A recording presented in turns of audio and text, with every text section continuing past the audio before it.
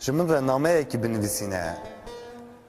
Dilê pênûsa xwe ji kilên Sibhanê yên ku di qesra çavên te de cûr be cûr tabloyên bedewiyê dihewîne û hêviyê dibarîne dagire. Biçûkatiya min û xwe ya pêxwas û şermok li dora hevokên dilkeserî bixîzîne. Here salên derbasbûyî ji binê ewran derîne û deyne ser çokên xwe. Devê tûrikê bîranînan veke gilî û gazinan jê re bilorîne.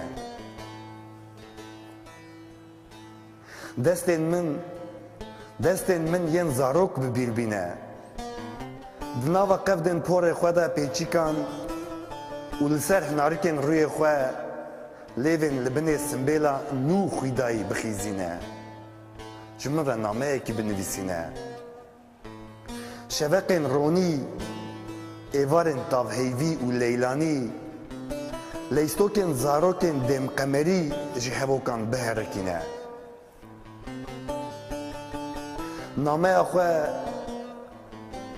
Nameya xwe di nava perê keweka gozel da bi kêlên hûr bifesilîne.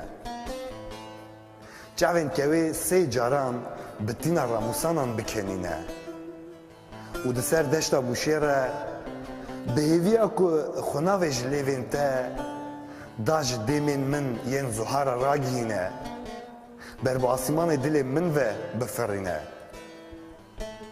Bila beyara dilê min ji nû ve şûv bike, tovê jînê lê bireşîne.